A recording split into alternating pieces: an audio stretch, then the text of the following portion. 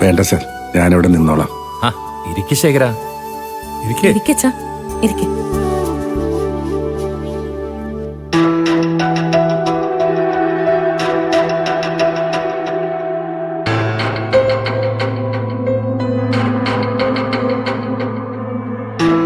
ഇനി പറ, നിങ്ങൾ തമ്മിൽ എങ്ങനെ കണ്ടുമുട്ടിയത്? ശേഖരൻ രാധാമണിയുടെ ഒപ്പം പോയില്ലേ? അച്ഛാ, അതൊക്കെ ഒരു കഥയാ. ഞാൻ ആദ്യം ഇദ്ദേഹം ആരാണെന്ന് പരിചയപ്പെടുത്തി തരാം. ആളെ അറിയുമ്പോ അച്ഛനും അങ്കിളിനും കാര്യങ്ങൾ കൂടുതൽ വ്യക്തമാവും.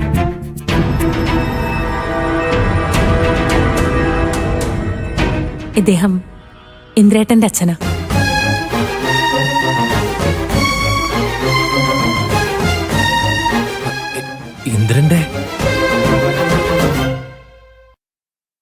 ഇന്ദ്രേട്ടന്റെ സ്വന്തം അച്ഛൻ.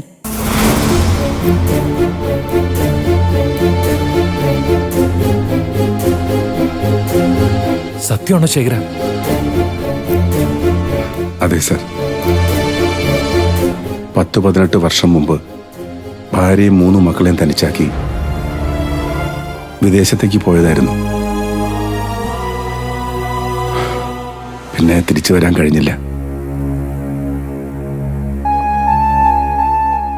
രേഖകളൊന്നുമില്ലാതെ പോയതിന് കുറെ കാലം അവിടുത്തെ ജയിലിലായിരുന്നു.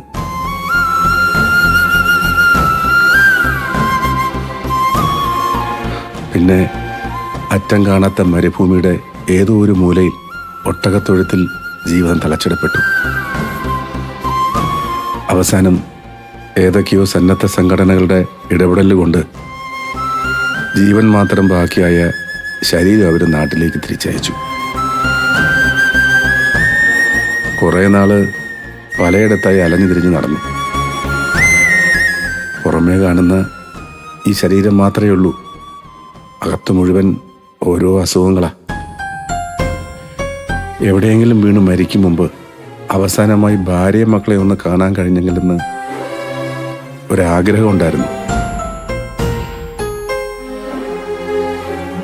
ആ ഒരു അന്വേഷണത്തിൽ സുശീലയും മക്കളും ഇവിടെ ഉണ്ടെന്ന് മനസ്സിലായി. നേരിട്ട് കയറി ചെല്ലാൻ ഒരു ഭയം.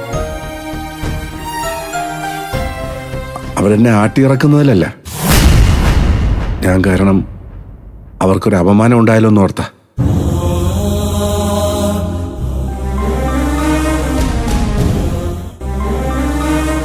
അങ്ങനെ ഒരു ദിവസം സുശീലയുടെ ഫോൺ നമ്പർ എനിക്ക് കിട്ടി.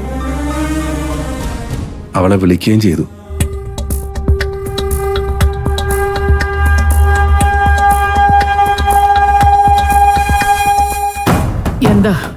എന്താ നിങ്ങക്ക് വേണ്ടത്? എനിക്കൊന്നും വേണ്ട സുശീലേ. നിന്നെ ശല്യപ്പെടുത്താനുമല്ല ഞാൻ തിരിച്ചു വന്നത്. നിങ്ങൾ ചത്തുതൊലയും പ്രാർത്ഥിച്ചവളാ ഞാൻ. ഇനിയും വേണമെങ്കിൽ പ്രാർത്ഥിക്കാം. എനിക്ക് എന്റെ മക്കളെ ഒന്ന് കാണണമായിരുന്നു. അതിനുവേണ്ടി മാത്രമാ ഞാൻ നിന്നെ വിളിച്ചത്. മക്കളോ? ആരുടെ മക്കളാ? ജനിപ്പിച്ചത് കൊണ്ട് മാത്രം തന്തയാവില്ല. തന്തയുടെ കടമകൾ ചെയ്യണം. എന്റെ മക്കൾക്കേ അച്ഛനില്ല. അയാൾ മരിച്ചതിന് തുല്യം കരുതിക്കൊള്ളണമെന്നാ ഞാൻ അവരെ പറഞ്ഞു പഠിപ്പിച്ചിട്ടുള്ളത്. അവര് കരുതുന്നതും അങ്ങനെ തന്നെയാ.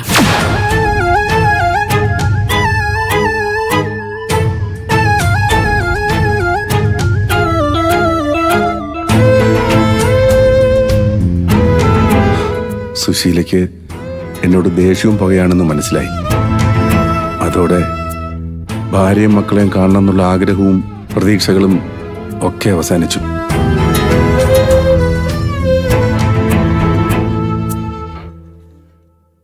ഇടയ്ക്ക് മഴയും കാറ്റും കൊണ്ട് ശ്വാസം മുട്ടൽ കൂടി. മരണം അടുക്കാറായെന്ന് തോന്നിയപ്പോൾ മക്കളെ കണ്ടു മരിക്കണമെന്നുള്ള ആഗ്രഹം വീണ്ടും എന്നെ ഇവിടെ എത്തിച്ചു.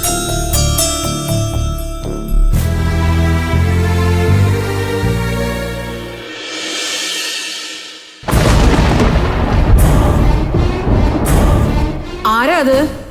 എന്താ ഇവിടെ? മഴയത്ത് കയറിയതാ. ഒരു വീട് അന്വേഷിച്ച് വന്നതായിരുന്നു.